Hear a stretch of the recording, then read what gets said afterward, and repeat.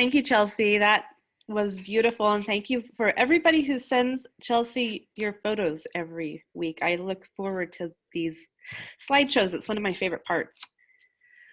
So our centering words this morning come from a Chinese proverb. He who blames others has a long way to go on his journey. He who blames himself is halfway there.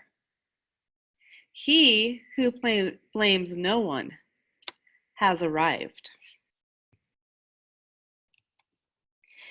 And now, as we take just a little bit of time to reflect on the gratitude and everything that we might be grateful in our lives, Janet has been willing to, she did a beautiful video for us of some special piano music. So as we listen to this music, just reflect on what it is that you're grateful for today.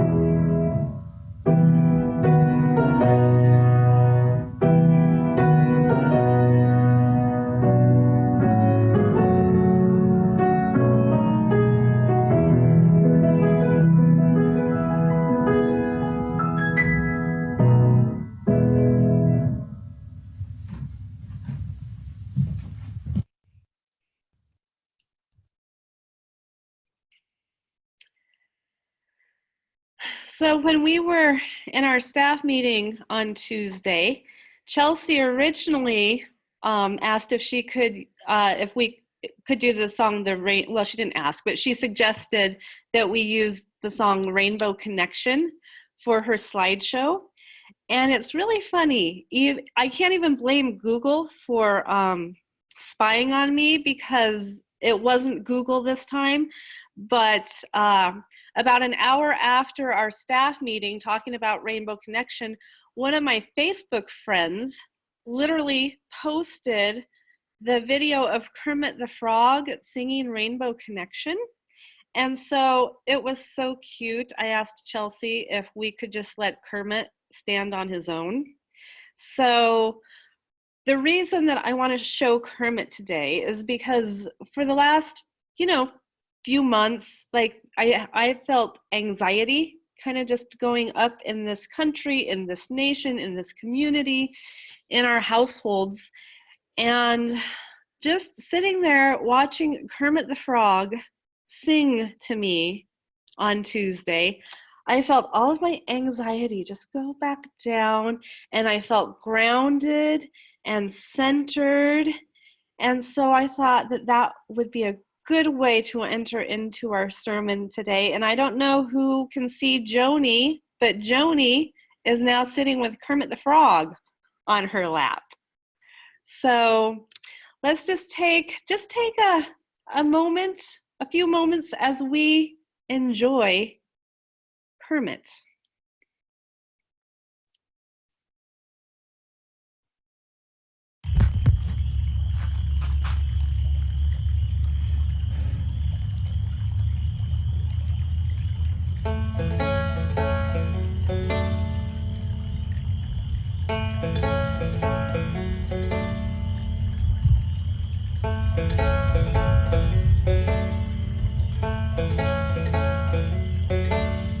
Why are there so many songs about rainbows? And what's on the other side?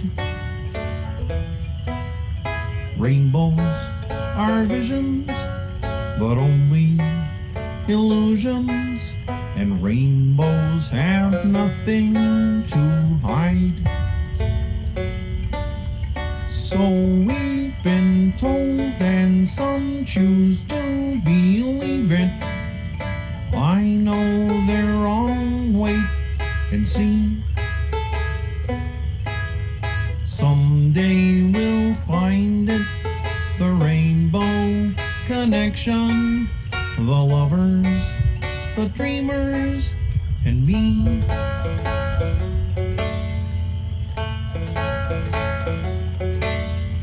Who said that every wish would be heard and answered when wished on the morning star? Somebody thought of it, and someone believed it. Look what it's done so far. What's so amazing that keeps us stargazing? And what do we think we might see? Someday we'll find it, the rainbow connection, the lovers, the dreamers, and me. All of us under its spell. We know that it's probably magic. Have you been half asleep? And have you heard voices? I've heard them calling my name. Is this the sweet sound that calls the young sailors? The voice might be one and the same. I've heard it too many times to ignore it. It's something that I'm supposed to be. Someday we'll find it, the rainbow connection, the lovers, the dreamers, and me. La da da dee da da doo. La da da da dee da doo.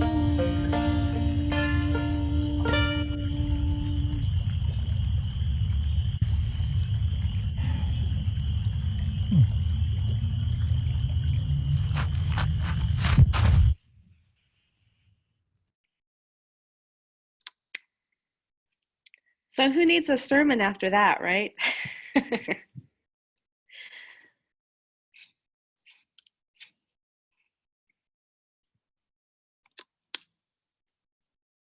So a few years ago, I was and I've shared this before, but one of my friends named Deb, she does a lot of energy work, and she had us do uh, this exercise about what it means when you feel like you're right. And I've talked to you guys about this before, but considering what's going on in the world and as we start to open up, I'm seeing a lot of people on Facebook really feeling like they are right. And so I thought it might be a good time for us to think about what it feels like to be right. And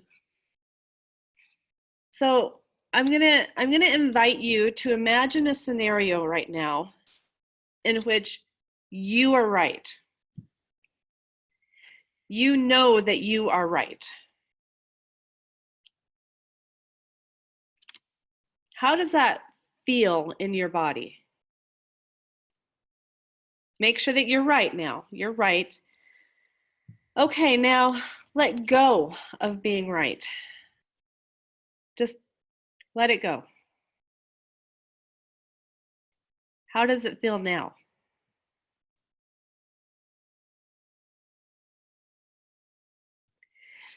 I don't know about some of you, but when I let go of needing to be right, I felt the tension just leave me. And I realized that when I am right, and I know that I'm right, and recently, mostly I'm right when it comes to whatever argument I'm having with Danny. But when I know I'm right, I have this like shield that goes up and I get tense and I am ready to prove that I'm right. And she's pretty good at also knowing that she's right. And before long, we are like screaming at each other about who was right. And it's usually about something silly, about who wrote a song or something like that. But when we did that exercise with Deb a few years ago, she asked us, and I think we did this exercise in church too, she asked us to get a partner and hold hands and then just practice being right. And as you can imagine, what happened is when you're right, it's like this back and forth with people, and we were losing our balance. And then she asked one person to take the time to get grounded and centered while the other person continued to be right. And the feeling was totally different. And so what I realized in that moment is that the opposite of being right is not being wrong. The opposite of being right is being centered and grounded. And what I've also realized throughout the years is that we don't need more people in the world being right. We do need more people being grounded and centered and standing firmly in their truth. And so for a while now, I have intentionally practiced letting go of being right. And it feels really good. And I now notice in my body when I am needing to feel right, and I consciously say, okay, let it go. Because when you are grounded and you're centered, you're not able to be knocked off balance. And so, after the last few months, I really wanted us to have kind of a more uplifting, fun service, and I wanted us to start to decrease some of that like anxiety that's been in us and in this world for a while. And that's why I was so happy to see Kermit, and the rainbow song that Chelsea chose is one of my favorites too. And it's just nice to be able to just let go of the tension in us. But what I'm seeing on Facebook right now, as people are wondering how will we get back to normal, so to speak, I am seeing people say that nothing should open for at least 18 months, or at least until we have a vaccine. And I am seeing other people arguing that their rights tell them they shouldn't have to self-isolate or have to wear a mask at all because they have the right not to. And what I'm seeing in both groups of people are individuals gearing up to be right. And what I'm also noticing is that those same people, a lot of them are also anxious and angry and frustrated. And here is the thing. Our hope, our vision does not lie in the prospect of being proven right, because proving that you're right is flimsy and fleeting, and it doesn't leave us anything to ground ourselves on. So the hope and the optimism and the inspiration must come from the confidence in our own ability to stay grounded and centered, even in the midst of chaos. And for the last few years, We have been talking about who is right, who has the most power, who is wrong, and just exactly how wrong are they. But what has happened, at least for me, my being right was giving me a rash. Being right was making me tense. It was making me angry and irritable. And I realized that what I need to do is give up being right in exchange for being grounded. And when I did that, everything just left, all the tension just went right out of me. And this is where our power comes from. It comes from knowing that we are always in control of our lives. We have no control over what other people are doing in their lives. We have no control over what other people choose to say to us or how they interact with us, or for that matter, whether or not they are wearing a mask or not, whether they are self-isolating or not. We have no control over how other people are interacting in this larger world.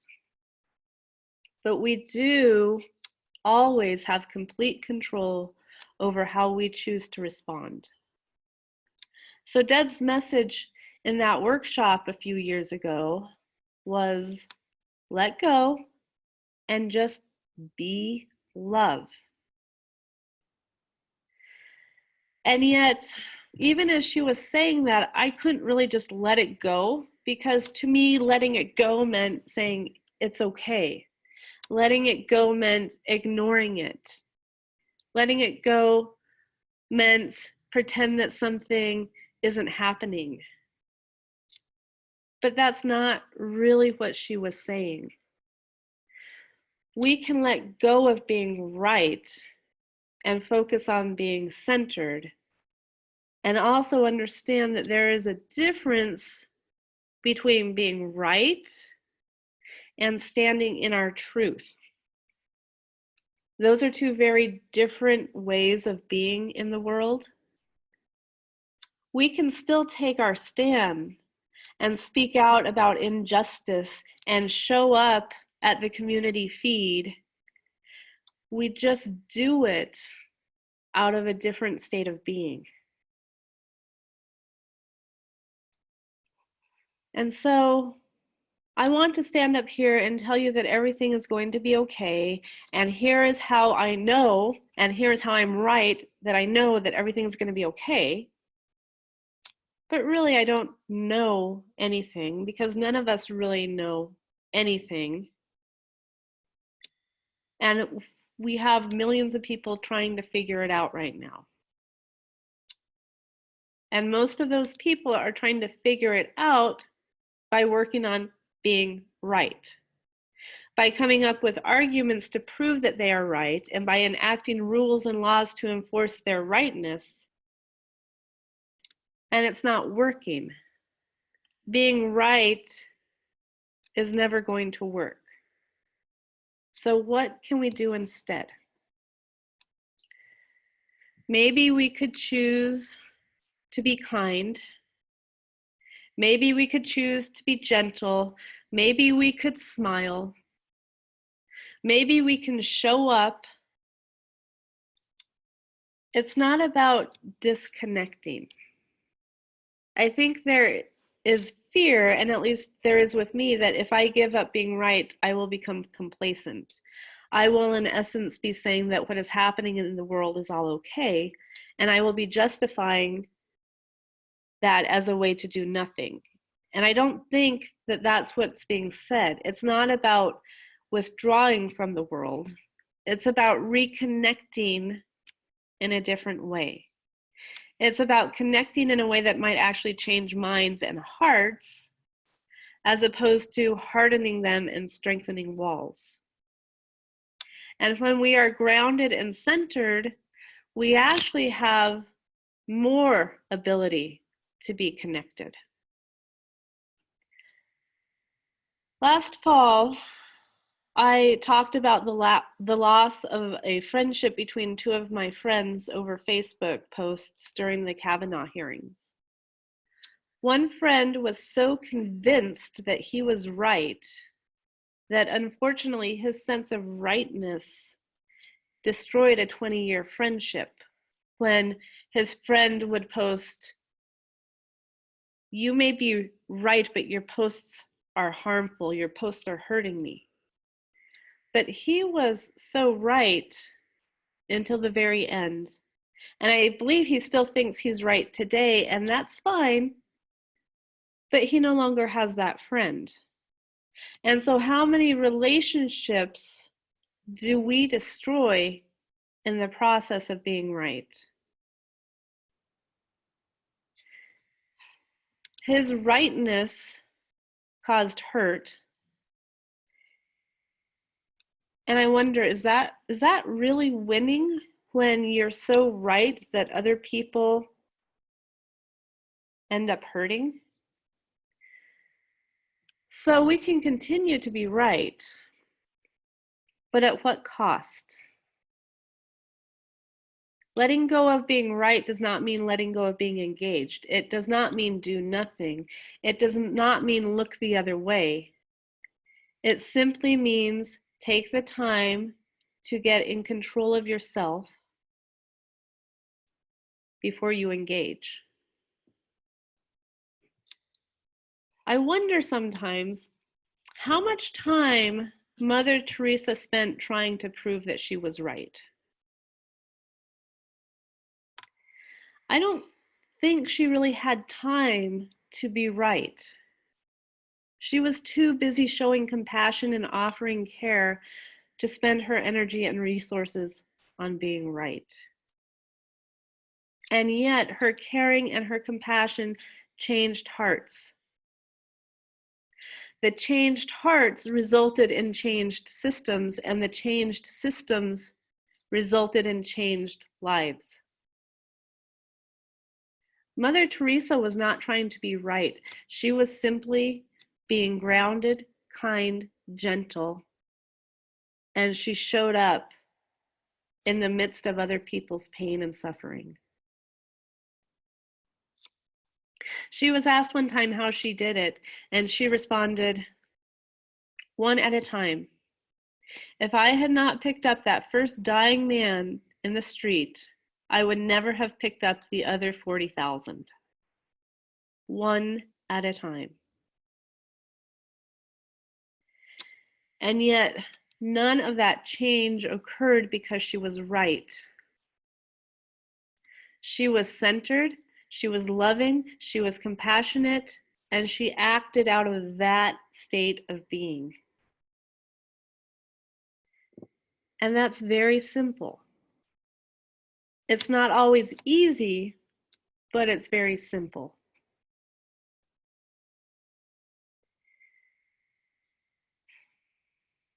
A new movie came out with Lady Gaga about a year ago called A Star is Born, and one of the songs in the movie is called "Maybe It's Time to Let the Old Ways Die." And I wonder if that's what is happening on a number of different levels. Maybe it's time for us to let the old ways die and try something new. Ernest Holmes wrote in 1924, almost 100 years ago, "The world has never yet followed the ethic of Jesus, yet it is loud in its proclamation that it is Christian." I want to read that again. "The world has never yet followed the ethic of Jesus, yet it is loud in its proclamation that it is Christian." What if instead of being right, people of faith started following the ethic of Jesus or Buddha? What if we stopped intellectualizing it, writing about it, and simply started doing it? I don't know that Jesus ever actually tried to be right either. I don't think he guided his disciples to prove to the world that they were right. I may be wrong, but I'm thinking Jesus was simply inviting people to remember that they are interconnected with one and each other. And out of that came an ethic of compassion and love. And what if we all just started doing that? It's just something to think about. I want to close today with the words from John Pavlovitz's article, If Hopelessness is Trending in Your Head. He writes, "The truth is, dear friend, there are far more people in this place working for equality, diversity, love, and justice than opposing them. And it isn't even close. There are hundreds of millions of people in this world who, just like you, wake up every day trying to be the kind of person the world needs, lavish with compassion, overflowing with generosity, relentless with love. You are, even when you're not aware of it, surrounded on all sides by like-hearted people who are not okay with the suffering around them either. So today, take down the sticky notes of disappointment and sadness so that you're able to see the landscape clearly. Scan the horizon for the builders, the lovers, the helpers, the healers, and allow them the precious bandwidth they deserve.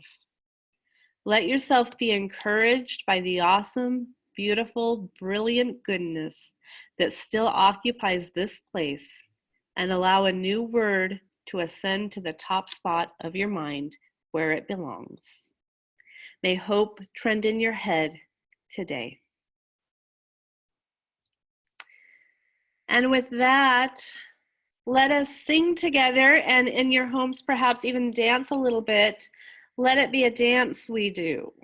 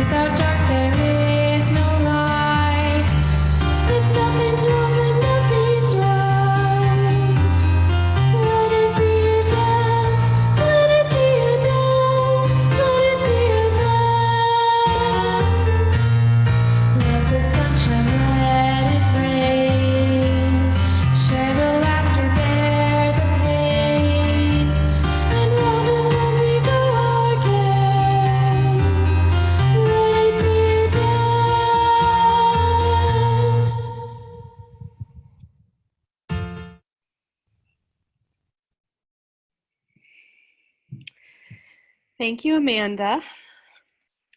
So we are going to allow you to unmute yourselves, but we'll also, for those of you that have learned at this point how to raise your hand, go ahead and raise your hand. And what's the question I want to ask you all today is, has there been a time when you were really right and it didn't work for you? And or did you finally let go of being right and things went better?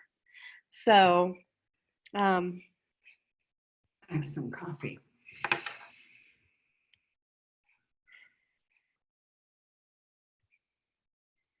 Hiya, Wanda. We can see you. We can hear you. Our yes, we're condolences once sending again. Wanda love today. Yes, we are. Wanda, do you want to say something? Just thank you so much. I do appreciate it. Good. Yeah. Yeah, we love you, Wanda. I miss you, Wanda. Thank you, Robert. You're gonna all make me cry.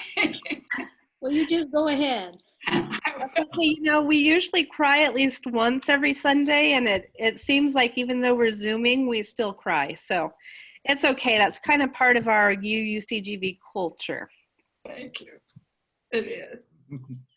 So now, who is right? Somebody has to have been right at some point in their life.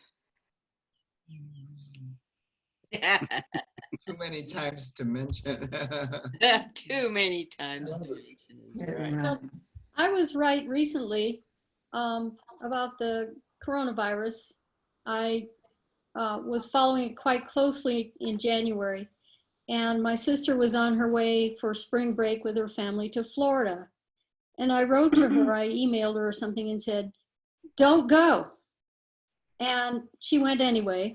And then I was mad at her for a while, thinking she was endangering herself and the rest of her family.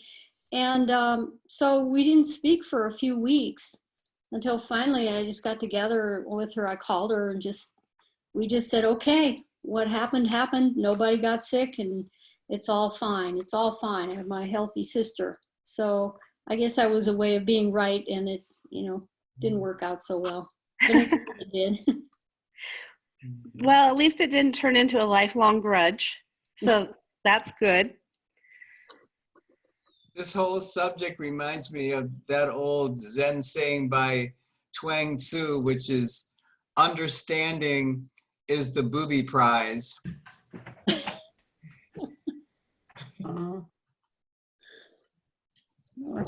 Right, Elizabeth, you have your hand up.